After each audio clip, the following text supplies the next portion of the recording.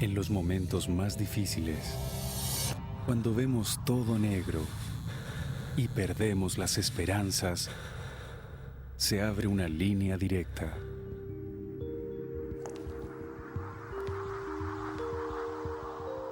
Llámanos.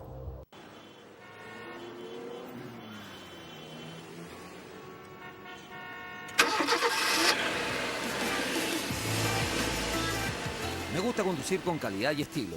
Busqué en muchos lados y Dunamis es el mejor rentacar. No solo los mejores autos, también 20% más económicos que la competencia. Soy Daniel Fuensalida. Yo uso Dunamis Rentacar. www.dunamis.cl. Todos tenemos un propósito en la vida. Defender el medio ambiente es mi propósito en la vida.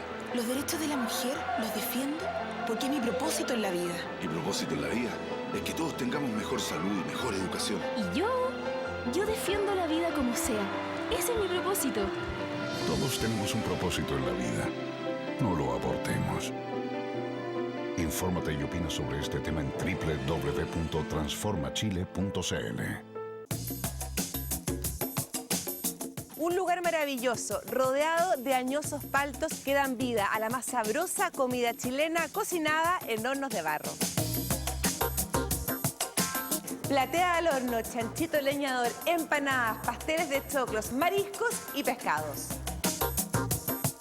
Los invito a nuestro restaurante Raúl Correa y Familia, ahora en Limache. Estamos entre Limache y Olmué, en la avenida Eastman, número 2224. Los espero junto a toda mi familia en este lindo y acogedor lugar. Siempre pensamos que se puede controlar el consumo de drogas y alcohol. Cuando eso no ocurre, es porque padeces de la enfermedad de las adicciones. La buena noticia es que esta enfermedad tiene tratamiento. En Contradicción te ayudamos. Ofrecemos tratamientos ambulatorios intensivos. Agenda tu entrevista de evaluación llamando al 9-793-2669 o al WhatsApp más 569-9701-1705. Visítanos en www.contradicción.cl.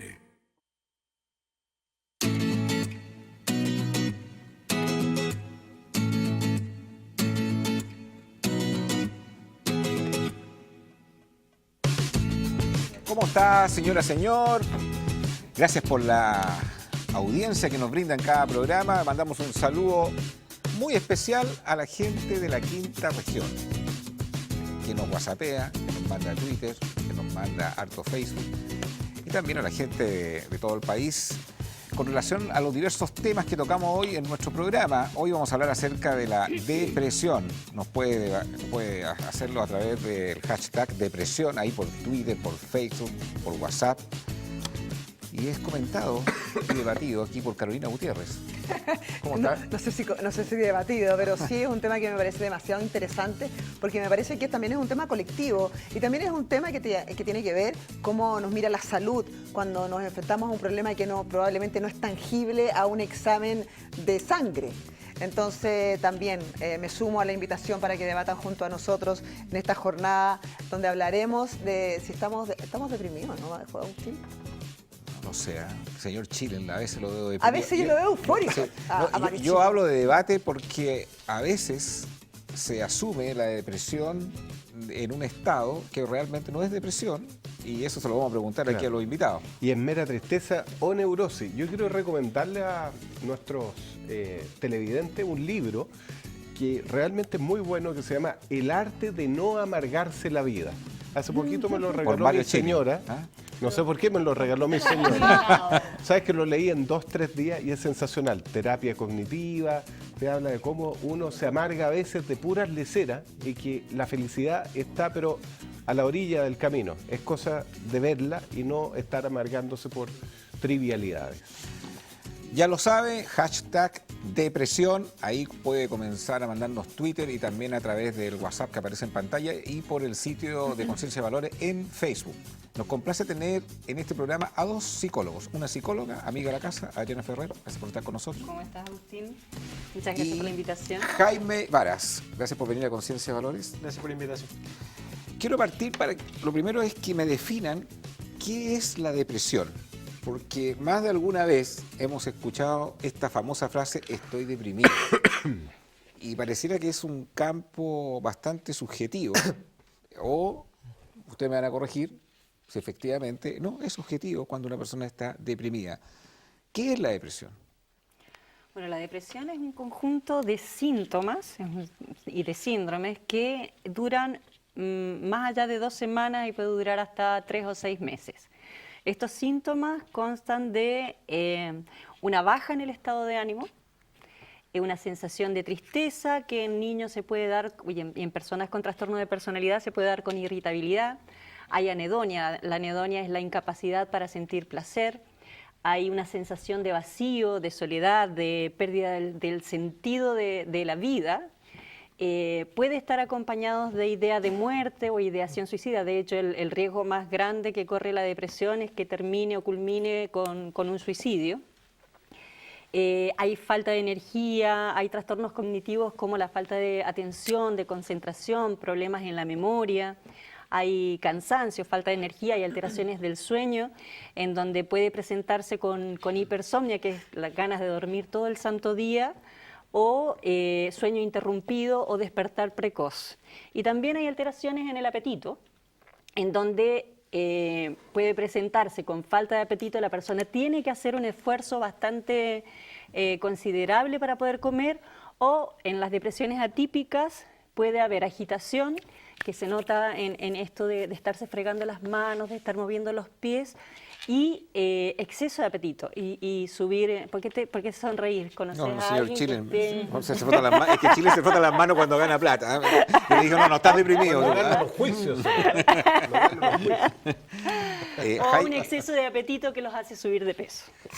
Jaime, ¿hay algo más de esta definición que tú quieres complementar? Bueno, una definición súper completa. Ahora, se me vino también a la cabeza algo que es súper importante y que diferencia también, discrimina un cuadro, una depresión mayor de, por ejemplo, un duelo patológico, que es el autorreproche, ¿no? Esto es la autodevaluación, que discrimina si realmente es una depresión mayor o un duelo patológico. Se tienden a confundir, muchas veces se diagnostica depresión cuando realmente no hay una depresión. ¿Por qué algunos dicen que yo tuve una depresión no tratada? Como que cuando ya la pasaron y después miran para atrás, en realidad yo tenía todos esos síntomas y no lo traté y lo superé. ¿Eso puede ser? Sí, claro que puede ser. Depende mucho de los recursos de la persona.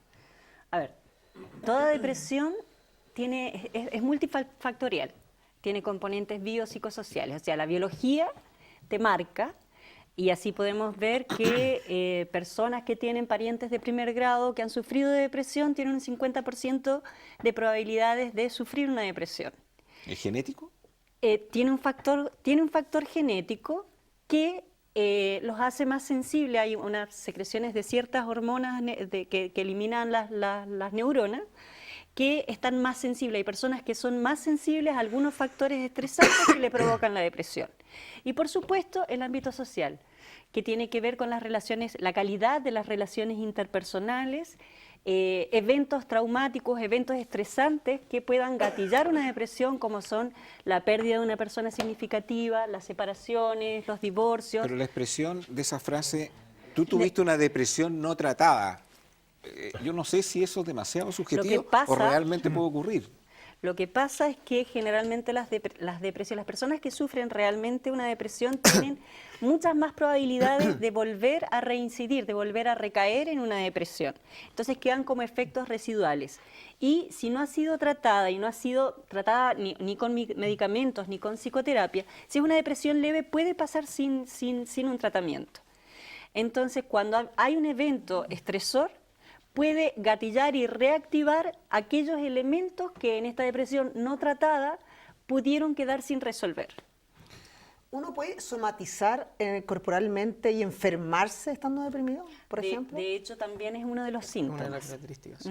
¿Y qué pasa con el clima, por ejemplo? No sé, vivir en Coyhaique, muerto de frío, o en Puerto Aysén, que yo lo encuentro súper depresivo. O en Punta Cana. Claro, o sea, suicidarse en Punta Cana es bastante más difícil, pero en Puerto Aysén es como lo ideal, ¿no? Es horrible. ¿Tiene algún efecto, Jaime? ¿Cómo? No, el clima, el lugar. Que nosotros los chilenos somos como grises, que somos agachaditos, que no tenemos esa luminosidad que podría tener un país que... Nos vestimos siempre de azul. Los argentinos. Que te pueden tener los argentinos, claro. Nos vestimos siempre de gris. Acá siempre la gente se viste de gris, de azul. Claro. No, pero dice que porque somos así como chiquititos, como que estamos al final, como que tenemos frío, como que siempre estamos como al borde. Efectivamente, yo sé que hay investigaciones que sí hay una comorbilidad entre los climas y los estados del ánimo, ¿ya?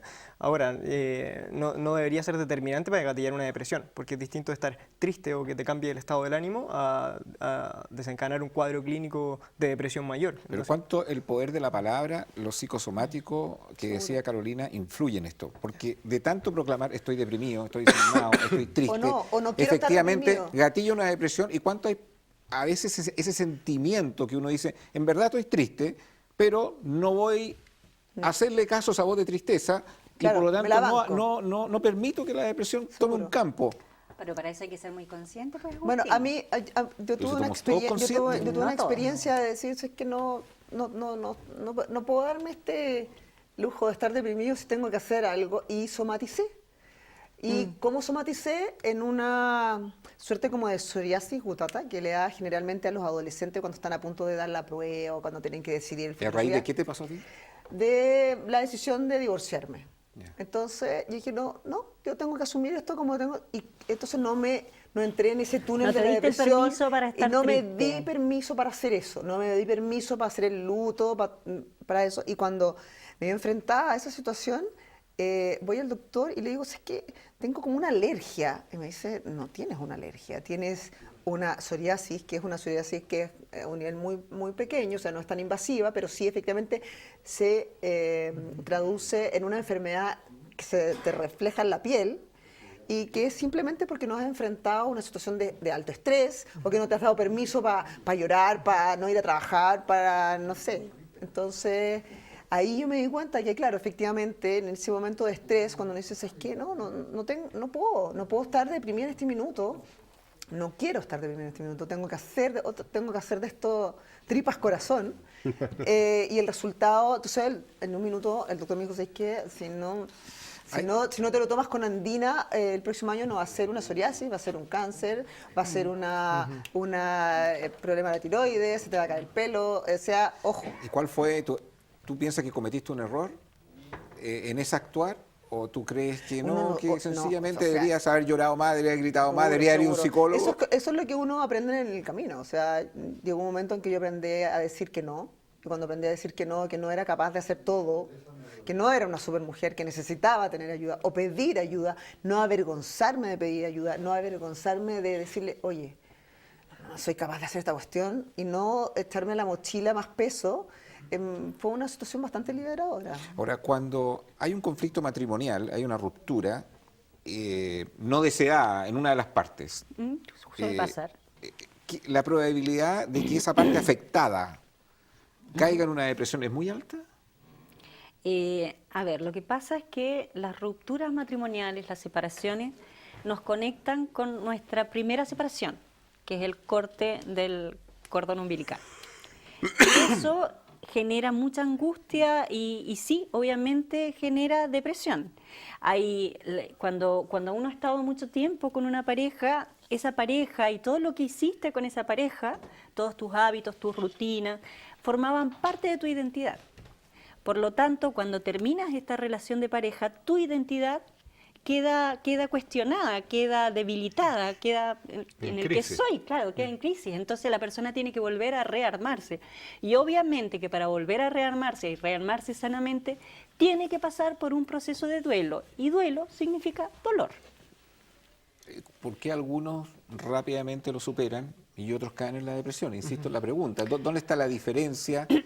Es la capacidad que tienen algunas personas de desarrollar ese término de la física, Mario, que le llaman resiliencia, y otras personas que efectivamente son son incapaces de hacer eso y de alguna manera no están preparados para una pérdida así. Sí. Fíjate que es súper interesante el tema de cómo se genera cómo se consolida una identidad de pareja. La pareja, la consolidación de la identidad y la intimidad de pareja es un duelo propio de la etapa de la adultez joven. Cada etapa del desarrollo evolutivo tiene sus propios duelos, ¿no es cierto?, normativos, ¿no es cierto?, es decir, que todas las personas vivimos por norma, como por ejemplo que se te muera la mamá, el papá, o por ejemplo pasar, no necesariamente con una muerte física, sino por ejemplo pasar de la niñez a la adolescencia, ¿no es cierto?, pierdes el pensamiento mágico, también hay una pérdida, se te desarrolla aquí el lóbulo frontal, ¿no es cierto?, por lo tanto se desarrolla el pensamiento formal hipotético deductivo, por eso los adolescentes empiezan a razonar y empiezan a pelear más con los padres, ¿no es cierto?, como algo normal. Siempre hay duelos, ¿no es cierto?, normativos, es decir, que todos vivimos por normas, ¿no es verdad?, de acuerdo a la etapa del desarrollo. La etapa en donde el duelo normativo tiene que ver con la pareja es la adultez joven, ¿no es cierto?, tiene que ver con hacerse un lugar en la sociedad y también con consolidar esta identidad e intimidad de pareja. Para que haya una identidad e intimidad de pareja, digamos, sana, con una alta diferenciación del otro, implica tener la propia identidad consolidada, ¿no es cierto? Y esa es tarea de la adolescencia, o sea... Claro, ahora, ustedes emplean de repente palabras muy técnicas para las personas que nos están mirando en casa, una identidad, ¿cómo le llamas tú? Consolidada. ¿Qué es lo que es una identidad consolidada? O sea, yo me imagino eso es saber lo que uno es y lo que te gusta y lo que no te gusta, ¿no? ¿Para dónde va la micro? ¿Para dónde va la micro? Pero ¿quién tiene...? Sí, claro, pero ¿quién está...? A ver, ok. Pero ¿quién está preparado para eventos que traumáticamente uno no preveía? Por ejemplo, hay personas que nos están mirando ahora en este programa que piensan que la calidad de matrimonio que tienen es súper óptima, normal, hasta que un día el marido le dijo, ¿sabes qué? Me enamoré de otra. No estoy conforme con nuestro matrimonio, me enamoré de otra. ¿Y qué haces? ¿Sí? O la pérdida traumática de un esposo, de una esposa, o la pérdida traumática de un hijo. Son eventos que ocurren, que nadie está preparado para tener una identidad consolidada frente a ese tema. Yo uso el tema de la identidad consolidada porque y cómo hay gente que podría ahí no caer en una depresión y cómo otros sí caen en la depresión. O sea, ¿cuáles son las herramientas que nos permiten superar eso? O simplemente tenemos que acostumbrarnos que cualquier evento sí podría provocar depresión. No necesariamente. O sea, que todos estamos expuestos. Como te decía, hay una predisposición genética y también una predisposición ambiental. Hay algunos antecedentes premórbidos, se llama en psiquiatría, que en el fondo son cosas que te pasaron antes que van a poder predecir que en algún momento de tu vida vas a tener una depresión. Por ejemplo, abuso en la infancia, situaciones de abandono y de soledad también en la infancia. O sea, como te hayas ido formando, como hayas sido de enriquecedor y contenedor tu ambiente en tu infancia y en tu adolescencia, eso te va a generar muchos recursos para poder enfrentar los avatares de la vida. Entonces, frente a un evento traumático, una persona que ha tenido todos estos recursos a su disposición, sabe que no está sola, sabe que va a poder contar con el apoyo de otras personas y sabe que internamente ha podido contar con estos recursos y ha podido salir adelante. Y si no lo sabe y no lo recuerda, tiene personas que se lo van a recordar y se lo van a hacer ver. En el caso de tuyo, Mario, tú también tuviste una separación. ¿Eso te gatilló en ti una depresión? Es probable. Yo, en forma muy sana, recurrí a una psicóloga apenas comenzó mi proceso de divorcio, donde el duelo ya era demasiado fuerte para sostenerlo en forma individual. Y si ahora vuelvo un poco a este libro que recomendaba al inicio del programa, El arte de no amargarse la vida, dice da una recomendación que lo encontré bastante buena. Dice, haga usted un listado de evaluaciones frente a la adversidad de la vida, desde lo muy bueno, regular, malo, muy mal, terrible. Generalmente nosotros tendemos a evaluar en la situación terrible cosas que en realidad no son terribles. Y te da como ejemplo a Stephen Hawking con su enfermedad tremenda, y a Christopher Reeves, quien fue Superman, que también quedó parapléjico, y te muestran cómo esas dos personas pueden ser muy felices en una situación tremenda que viven. Entonces, finalmente, el divorciarme o no divorciarme puede ser bastante desagradable e incómodo, y me puede producir una crisis de identidad, tal como lo decía.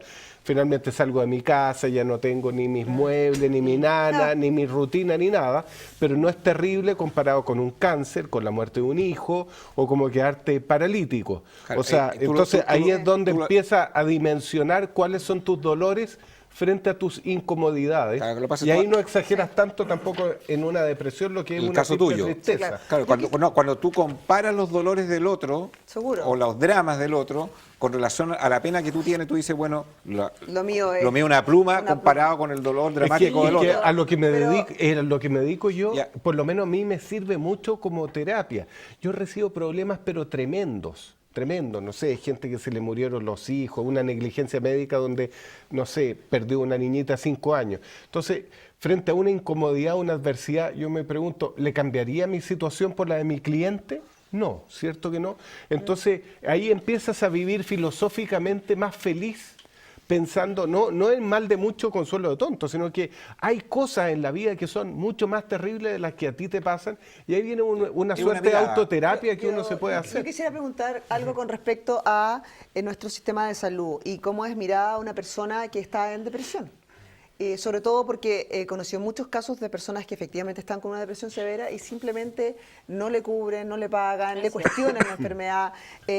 Nosotros estamos preparados para ayudar a esas personas en nuestro sistema de salud que te dice, mire, la ISAPRE te dice, usted tiene derecho a 5 consultas psiquiátricas al año, tiene derecho a reembolsarle por consulta, la depresión es una enfermedad, lo que hablaba yo antes, es una enfermedad que probablemente es poco tangible, porque si tú tienes una enfermedad de otra índole, te sacan sangre, te dicen, no, mire, tiene los glóbulos rojos, no sé, usted tiene anemia, y te dan un remedio, pero determinar una depresión o el grado de esa depresión y cuánto tratamiento requiere para mejorarte, encuentro que es súper ingrato, sobre todo para las personas que pasan o que están pasando o viviendo una depresión, que están enfermas, no pueden trabajar y más encima no les pagan sus licencias porque se cuestiona el diagnóstico médico. Hay una realidad tan clara como la que tú señalas, la otra cara de la moneda, que es el abuso. El abuso, claro. El abuso de algo que tú, ¿cómo objetivamente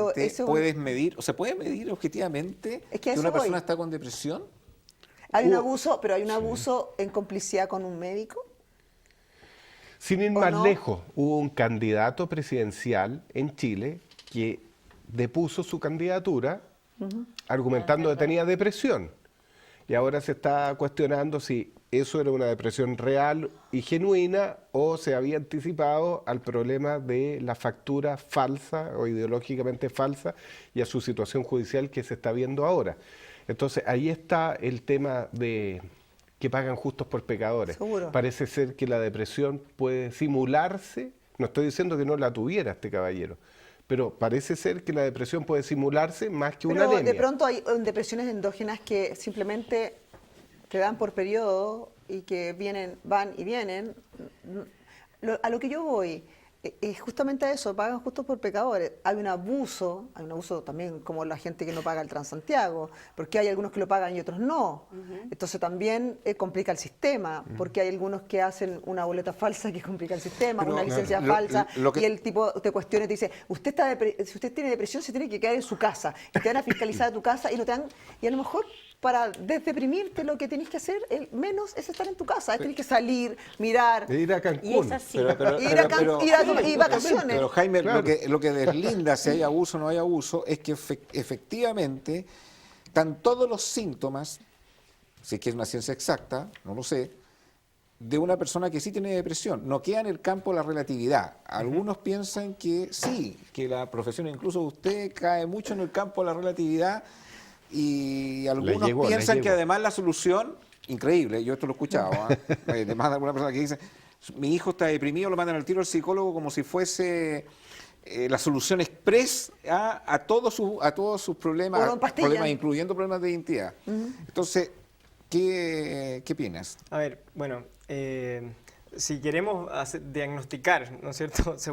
Si queremos hacer un diagnóstico descriptivo, si agarramos un manual de diagnóstico clínico, o el DSM, o el CIE-10, ¿no es cierto? Podríamos empezar a hacer una entrevista psiquiátrica y hacer un checklist. Y yo te podría preguntar, ¿tienes apetito? Sí, no, check.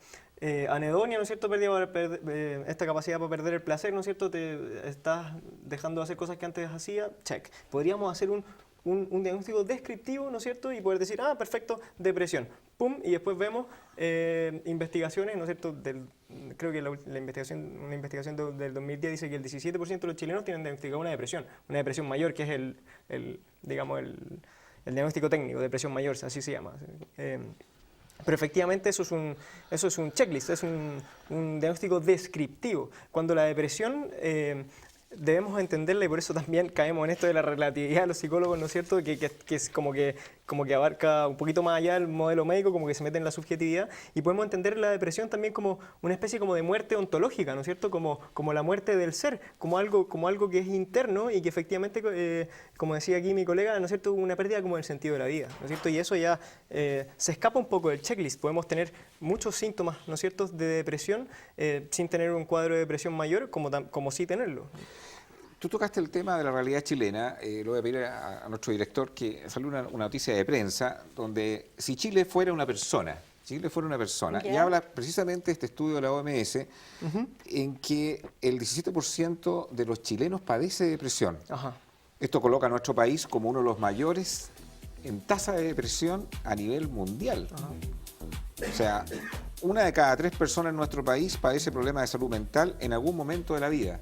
Entonces, ¿qué es lo que hace que nuestra sociedad sea más depresiva comparativamente con países? Ni siquiera voy a comparar con los países desarrollados. Hay países que tienen menos desarrollo que Chile, que no hay estos indicadores. O sea, ¿qué es lo que hace el prototipo del chileno para tener estos indicadores que son súper preocupantes?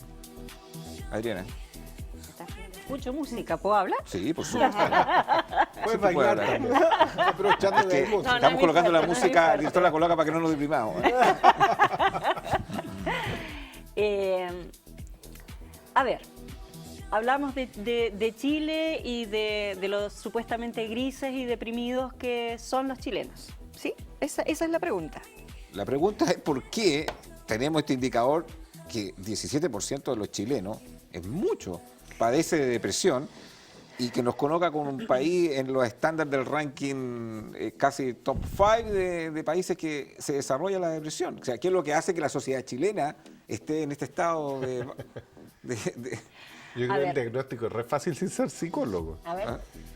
Tienes un transporte público como la mona, te demoras 2 horas para llegar a tu trabajo, el 80% gana un sueldo insuficiente para cubrir sus necesidades, tienes una educación que si no es pagada va a ser frustrante, tienes una salud que no funciona tan bien, un sistema de jubilación, que lo tratamos en uno de nuestros programas, que es deprimente. Tenemos Entonces, no tienes grandes entretenciones. Pero Mario, te puedo mencionar países que están en peores indicadores que los que tú me mencionaste. Y más encima somos competitivos, somos clasistas, entonces te acomplejas por tu apellido, por donde naciste, en el barrio que estás, porque yo creo que hay algo más. Porque eres gordo, porque eres moreno. Bueno, hay algo más de los factores que hay países más con mayor subdesarrollo que el nuestro, porque Bolivia que no tienen estos indicadores. Bolivia no tiene problema de transporte, no tiene el problema del clasismo. Pero tiene otros problemas. Y claro. todos van a tener, no, si todos tienen problemas. Todos van a tener problemas y problemas más graves o menos graves. Uno de los factores fundamentales para poder desarrollar una depresión es la atribución de significado que le des a lo que te pasa. O sea, ¿cómo significas el tener un transporte de porquería, el tener una jubilación de porquería, el que no te alcance el sueldo? ¿Cómo significas qué le atribuyes a eso para que te afecte de tal o cual manera? Porque perfectamente puedes vivir en una choza, puedes vivir en una ruca, comer, no sé, semillas. Caca.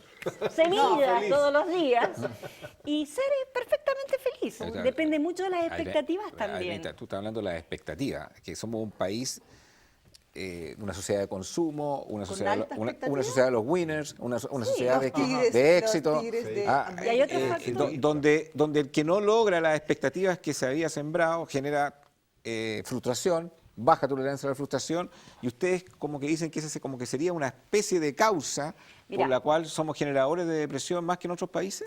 Hay un autor que no recuerdo en este momento el nombre, que él dice que hay 3 aspiraciones narcisistas que tiene el ser humano, una de 3 o las 3 juntas, que son generadoras de depresión.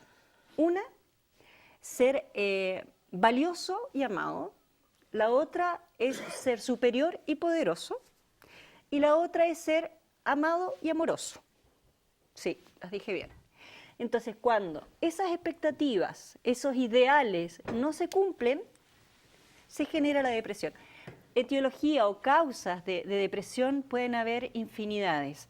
Esa puede ser una de las tantas. Otra de las tantas puede ser que mi expectativa de vida o mi aspiración en la vida es ser una persona, un empresario millonario, una persona reconocida. No lo logré, me frustré, me deprimí. La Las causas solución, pueden ser o sea, cientos. ¿cuán cerca está la solución, Jaime, que toman algunas personas que están en depresión con el tema de las drogas, con el tema de la adicción? ¿Cuán lejos está esa muralla? ¿O cuán cerca está esa muralla cuando una persona ni siquiera ha navegado por las drogas ni la adicción cuando cae en depresión? A ver, si bien entiendo, la pregunta claramente relacionada a la depresión y la adicción, ¿no es cierto? Sí, sí. Ajá. A la vía de escape, en el fondo. Una vía de escape porque está tratando de Sí, encontrar claro. una salida, una solución a esa tristeza interior, al estado anímico que no le permite, por ejemplo, desarrollar una actividad laboral donde la sociedad no te espera, porque si estás mal no te voy a aceptar la licencia por depresión, como decía Carolina, Seguro. y por lo tanto puede perder su fuente laboral. Entonces, ¿qué hago? Porque tampoco los antidepresivos me dan una solución. ¿Cuán lejos potencialmente está una persona de la muralla de las adicciones, por ejemplo, a las drogas, producto de un cuadro depresivo? Mira, primero yo creo que relacionar un poco las drogas con los cuadros anímicos. Están absolutamente, hay mucha comorbilidad, ¿ya? El 20...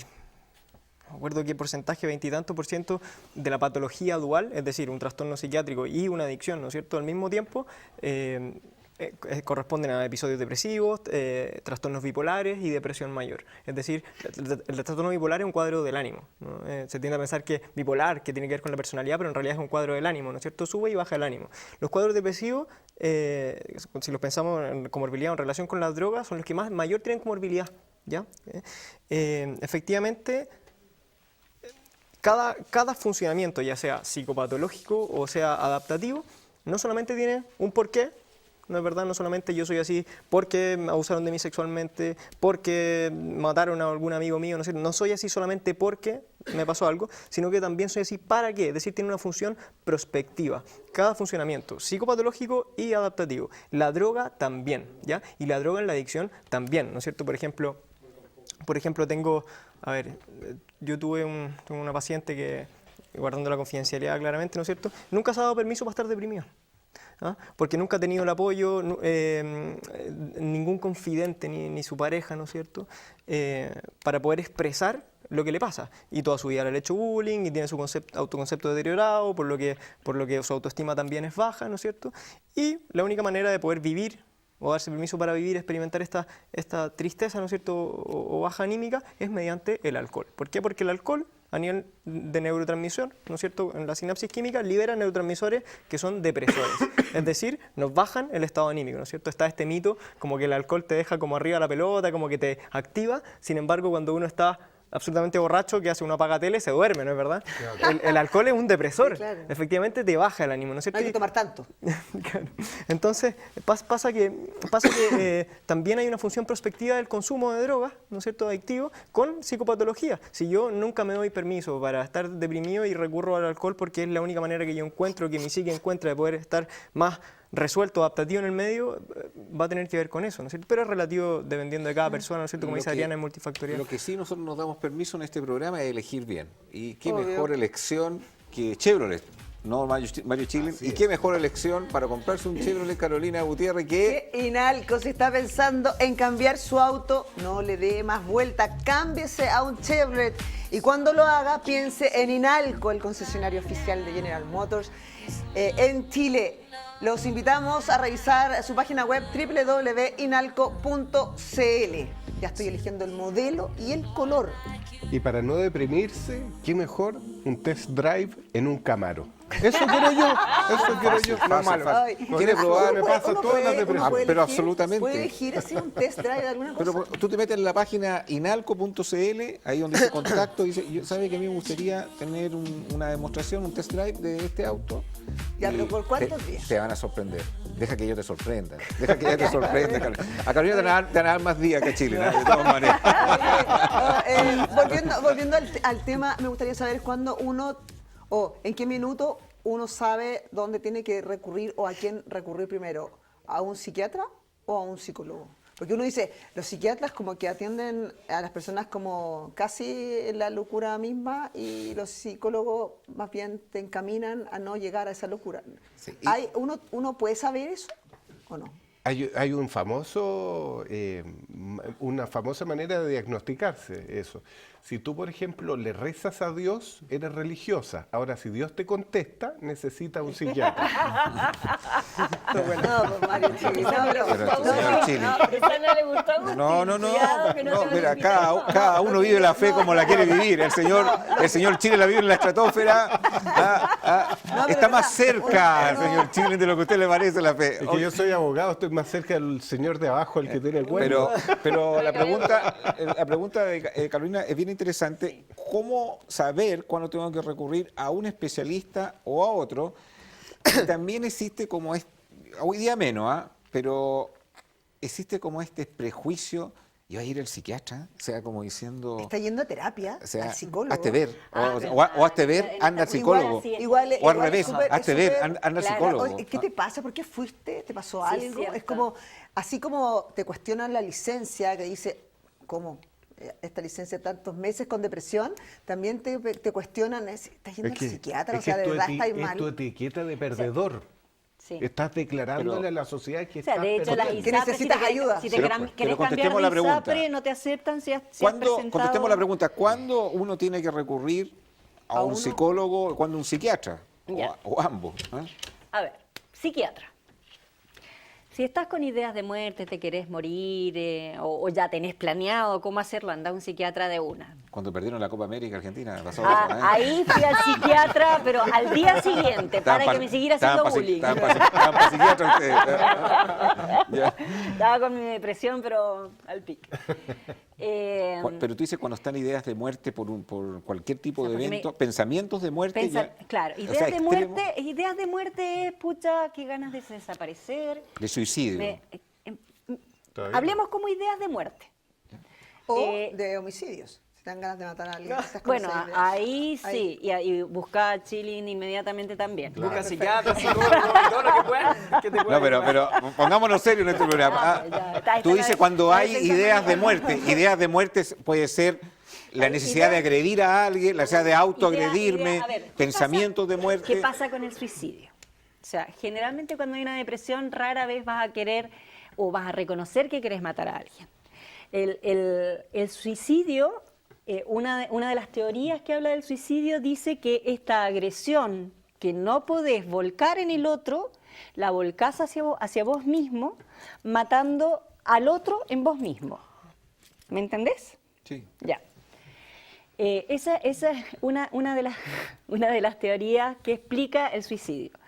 Ideas de muerte es, me quiero morir, qué ganas de desaparecer, me iría a la China y que nadie más sepa de mí. Pero en el caso del suicidio, quizás también ahí, Jaime, tú puedas complementar, hay gente que se pasa por la mente pensamientos suicidas donde no necesariamente los concreta o los va a conseguir. Eso no significa que yo tengo que ir al psiquiatra, tengo que ir al psicólogo. Hay personas que pasan por un evento de desánimo, depresión, y han pensado, esta vida no tiene sentido, quizás sería mejor que que estuviera muerto, que estuviera vivo, descansaría más, pero al día siguiente ya se le pasó. Pero si eso al día siguiente. Pero o si la semana siguiente. Si estás 2 semanas con esa idea, Ya, vas a pasar de la idea de muerte a las ideas suicidas. Es que ahí colocaste un segundo elemento, colocaste pensamientos de muerte. Sí. Después, que además los pensamientos de muerte se repitan en el tiempo y de una manera bastante constante en un tiempo prolongado. ¿Qué más podría...? Pero ahí hay un elemento, a mí me han dicho, no sé, tengo un amigo psiquiatra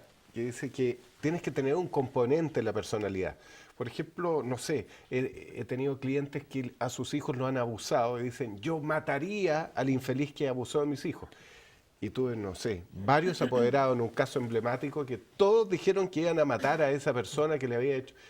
Pero tienen esa idea homicida que finalmente no se plasma porque no son psicópatas. Es decir, necesitan un componente psicopático en su personalidad porque ahí ya la ideación homicida se transforma en algo concreto. Pero ellos fueron a un psicólogo. Por eso te pregunto por el suicidio. Tú puedes tener ideas suicidas, puedes leer a Schopenhauer y ponerte muy depresivo, pero ya suicidarte necesita que tu estructura de personalidad tenga ciertos desequilibrios como para tomar la decisión y decir, ya, me voy a inyectar, no sé, 100 mililitros de insulina. Me equivoco, ¿no? Generalmente, Adriana y Jaime, me equivoco, ¿no? Generalmente cuando uno va al psiquiatra fue porque lo mandaron al psiquiatra o lo mandaron al psicólogo. Pero cuando uno podría decir, mire, no me mandaron porque yo me di cuenta que efectivamente lo que está diciendo ella o lo que está diciendo tú, hay ciertos síntomas que, incluso los que ustedes puedan definir claramente en este programa, no de una manera tan técnica, por favor, y que a lo mejor la gente que nos está mirando dice, en realidad, fíjate yo debería ir porque estoy generando una depresión no tratada, de una manera muy simple. Compré una soga. ¿Cuál es? A ver, mira. Yo que trabajo en adicciones, ¿ya? Hay dos cosas que los usuarios, les decimos nosotros, no pacientes, los usuarios de nuestros programas, sí se dan cuenta cuando llegan a pedir ayuda voluntariamente y es como que todos se dan cuenta de lo mismo. Uno que es que no lo pueden controlar, ¿no es cierto? Que no lo pueden controlar, en el fondo que la adicción se volvió el líder de su vida, y el otro es que viven en función de. Ya, cuando tú te das cuenta, eso, tomando un ejemplo de la adicción, pero quisiera como extrapolarlo a la pregunta que tú estás preguntando, ¿no es cierto? Hay un funcionamiento rígido en esta persona, ¿no es cierto? Es decir, todo el abanico de posibilidades que yo tenía para enfrentar una situación que amenaza contra mi propia integridad, ¿no es cierto? Mi integridad personal, en vez de enfrentarla de aquí, se reduce para enfrentarla desde un punto, ¿no es cierto? Cuando hay una cierta rigidez, ¿no es cierto? Una falta de flexibilidad, ¿no es cierto? Un poco lo mismo, habla de la salud mental, ¿ya? A mayor creatividad, a mayor flexibilidad para enfrentar situaciones estresantes, mayor salud mental. Yo creo que cuando uno empieza a enfrentar las situaciones desde un mismo punto de vista, ¿no es cierto? Y pasa mucho con los trastornos de personalidad, hay que pedir ayuda, ¿ya? Hay que pedir ayuda. ¿Pero a quién? ¿A un psicólogo o a un psiquiatra? Ya. Siguiendo en la respuesta de tu pregunta. En esos casos así urgentes de ideación suicida, es mejor ir directamente a un psiquiatra. Así como cuando hay enfermedades mentales relacionadas con la psicosis, que la propia persona que lo sufre no se va a dar cuenta, sino los familiares. Está loco. ¿Cuál es psicosis? Psicosis, esquizofrenia, o la persona que está teniendo alucinaciones, que está viendo cosas que no existen, que está escuchando cosas que no existen, que dice cosas... delirios, que dice cosas que para él lo dice con una absoluta convicción, pero no son reales, o sea, los extraterrestres vinieron y me adujeron. Ahí la familia tiene que tomar las riendas y llevarlo a un psiquiatra. Cuando uno decide ir al psicólogo, que para mí es como el paso más adecuado, más ordenadito. Vas al psicólogo y el psicólogo te evalúa y el psicólogo evalúa si realmente necesitas medicamento o no, con terapia lo vamos a solucionar. Cuando todos estos síntomas que mencioné antes, la irritabilidad, el bajón, constante, que dura más de 2 semanas, ya te empieza a perturbar y a menoscabar la calidad de vida. No estás funcionando bien en el trabajo, no estás siendo capaz de concentrarte, estás teniendo problemas con tu pareja, con tu familia, la gente misma dice, estás insoportable, ¿qué te pasa? Que estás tan lenta, que estás tan triste. Cuando empiezas a ver un deterioro en tus relaciones y en tu trabajo, en todos tus contextos, ahí es donde la persona dice, cresta, parece que necesito. El problema soy yo, ¿no? Esa es una forma. Y la otra forma, que es y que es muy propia de esta cultura, el chileno reprime mucho, el chileno se guarda muchas cosas, no habla, no es como el brasilero, como el argentino, que todo lo exterioriza. Entonces se guarda muchas cosas. Y este guardarse, por supuesto, como la depresión y todas las enfermedades mentales no están bien vistas, hacer terapia no están bien vistas en este país, se lo traga y lo tira a la espalda. No quiero más esto, o sea, esto no me está pasando. Y sigue funcionando, sigue yendo al trabajo, pero a un costo muy alto, un esfuerzo muy alto. ¿Y qué pasa? El cuerpo habla lo que la mente calla. Como no está siendo capaz de darse cuenta que sí le están pasando cosas por la situación que está viviendo, el cuerpo empieza a enfermarse. Entonces voy al médico y le digo, pucha, ¿sabes qué? Tengo un dolor de guata espantoso, tengo gastritis, yo creo que tengo, no sé, un cáncer porque he bajado como 15 kilos. Y el médico dice, usted no tiene nada, tiene depresión, vaya al psicólogo. Esas son como las formas que habitualmente... Algo que puede ser una crítica a la profesión de usted y que uno lo lee en la prensa, de casos dramáticos. Sí. De adolescentes que se han suicidado, sí. Casos de femicidio. Sí. Y cuando uno ve la historia clínica, entre comillas clínica hacia atrás, es gente que pasó por un psicólogo, es gente que pasó por un psiquiatra. Fue diagnosticado. No, algunos no fueron diagnosticados y tomaron esa decisión extrema. O sea, entonces, ¿qué opinan de eso? Que eso potencialmente incluso puede ocurrir. O sea, que no necesariamente la especialidad de usted determina con certeza un cuadro clínico mental que pudiese llegar al extremo a tomar una decisión, por ejemplo, un suicidio o la decisión de matar a una persona, por ejemplo. Que esa es algo que no se gatilla así a la rápida. Jaime. Sí, a ver, el suicidio es un tema bien interesante. Ya, hay, como decía Adrián, uno lo puede ver desde muchos modelos, ¿no es verdad? Por ejemplo, el modelo psicoanalítico, uno va como gestando el suicidio a medida que el super yo o la moral se va comiendo, ¿no es cierto?, al yo, ¿no? Que es como... y como que lo va mortificando, y por eso entra el autorreproche y la autodevaluación. A ver, yo entiendo el suicidio como un símbolo, ¿ya? Como un símbolo que emana, ¿no es cierto?, de lo inconsciente o de la oscuridad, ¿no es cierto?, hacia la luz o la conciencia, ¿no es cierto?, para avisarle, ¿no es cierto?, advertirle a la persona, ¿no es cierto?, de que algo tiene que morir, Ahora, la gente que se suicida, ¿no es cierto?, podríamos pensar que se toma literal este símbolo, ¿no?, y concreta el acto suicida.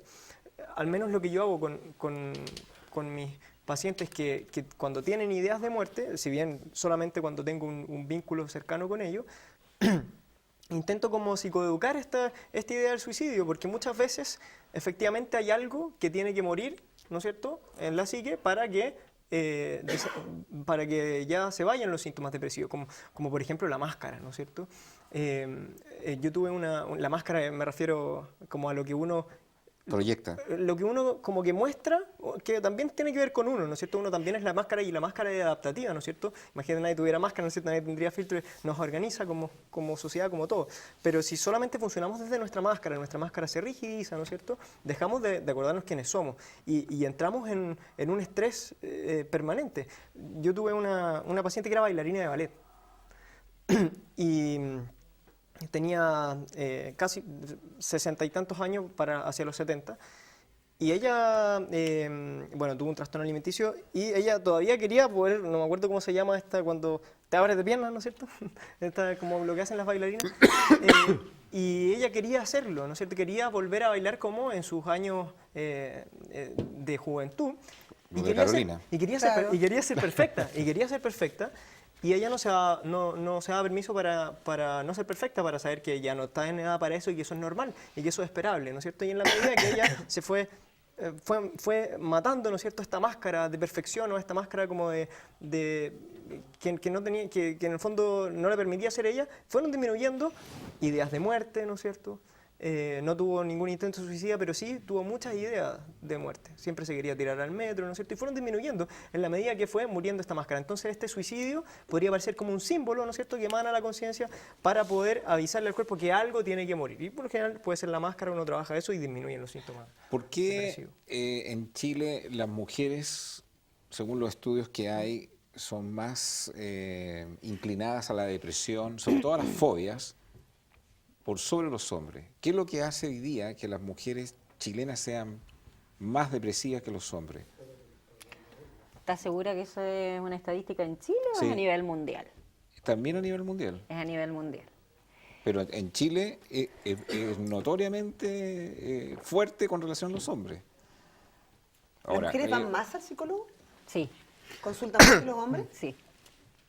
¿Y cuál es la razón? Es que somos más inteligentes.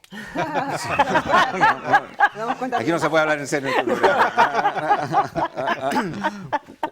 Pero ¿cuál es la razón por qué la mujer es más depresiva? Yo no sé si son por Yo no situaciones... sé si A ver, Yo no ¿cuánto? sé si son depresivas, las mujeres son un poco más intensas, quizás. No sé si hay No. factores que obviamente no los tiene el hombre. Por ejemplo, o principalmente ese rol lo tiene el hombre, el rol de la cobertura económica, por ejemplo. O El rol, visibilizamos el, su ro- problema. el rol de sostenimiento. Tampoco. Y se sienten abandonadas. ¿Tampoco qué? Que visibilizamos nuestros problemas. O sea, a ver, sí. el hombre Las no estadísticas están basadas en aquella gente que llega a consultar.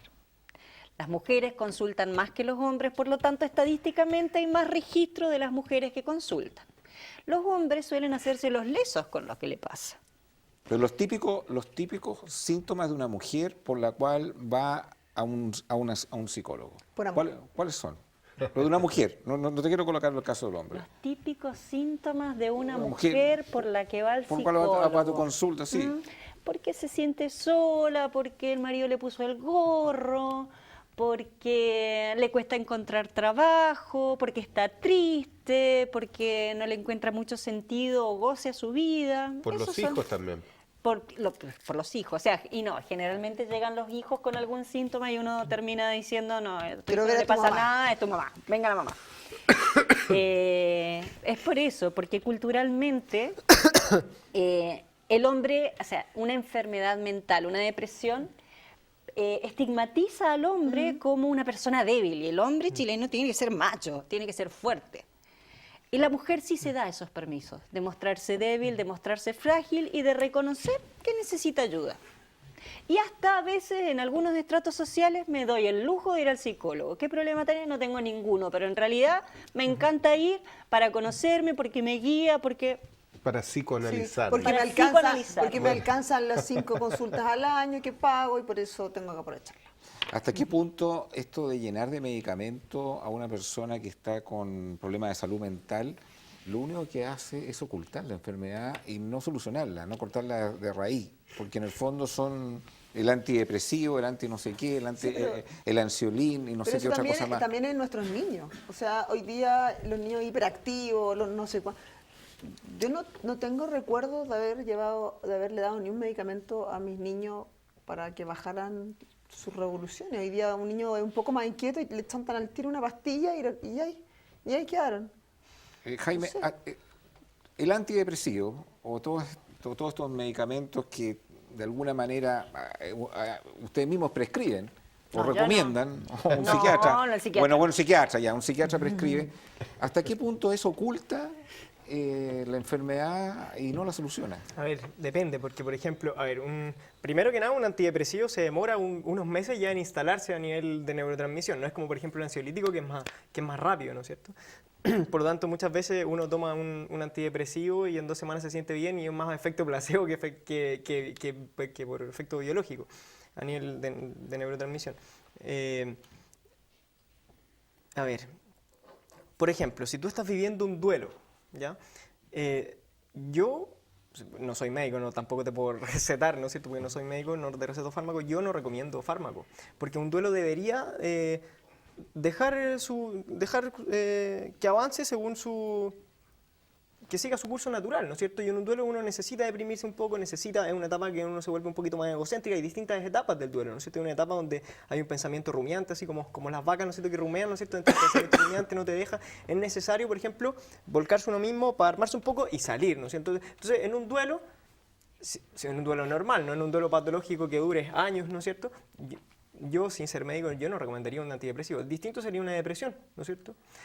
Primero, ¿por qué no en un duelo? Un duelo, el tiempo que se te va a demorar en instalarte el antidepresivo va a ser un poquito menos que antes de que se te termine el duelo. Así que tampoco te va a influir mucho en términos biológicos. ¿Y qué pasa, perdón, si te llenas de actividades? Ajá. Porque yo me acuerdo personalmente haber sido un poquito depresivo antes de casarme, antes de tener hijos, y haber ido a consultar, oye, una pildorita para subir el ánimo. Ajá. Y después, cuando ya tengo 3 cabros chicos, señora, trabajo, actividad, no tienes tiempo para deprimirte. O sea, nunca más quise saber de la pildorita ni de nada.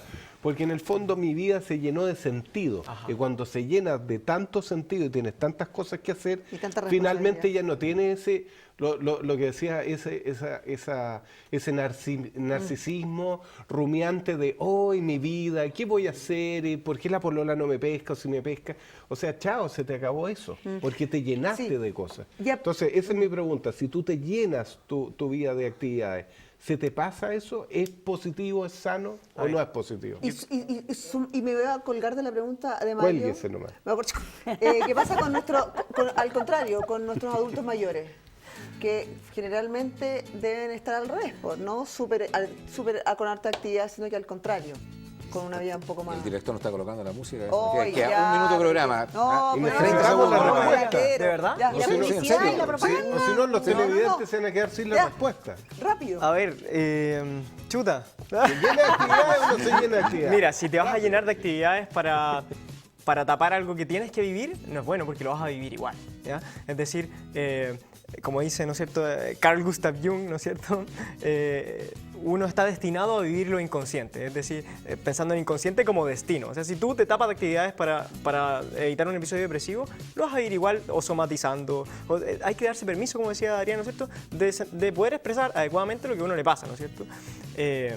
Ahora, en ese caso, llenarse de actividades no sería bueno. Siempre llenarse de actividades es bueno porque te fomenta la creatividad, ¿no es cierto? Te hace estar activo. Ahora, no para tapar un síntoma que tienes que vivir, ¿no es cierto? Claro. ¿Se entiende? No sé si... Cuando un duelo real. La gente que nos escribió se nos fue volando el tiempo, lamentablemente, pero es que no vamos a alcanzar a contestar nada, no vamos a alcanzar a contestar nada. Ni uno solo. Mandémosle saludos a Waldo de la Florida, a Esther, a León, a Silvia, a todos los que nos escribieron por WhatsApp y a todos ustedes que participan cada semana. Jaime, gracias por venir a nuestro programa. Gracias por la invitación. Adrianita Ferrer, no se deprima. Voy a tratar, voy a hacer el esfuerzo. Mario Chilin. Muchas gracias. Sentido, hay que darle sentido a la vida. Con eso tiramos para arriba. Usted llénese de 400 actividades. Carolina Gutiérrez, nos vemos en 7 días más. Siga debatiendo ahí por las redes sociales. Chao, chao.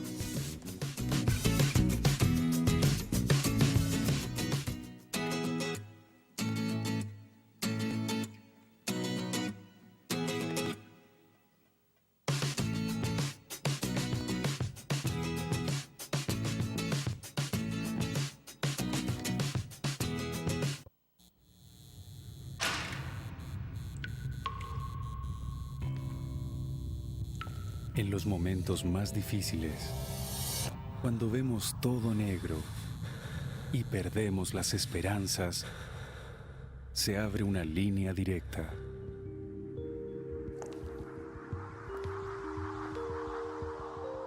Llámanos.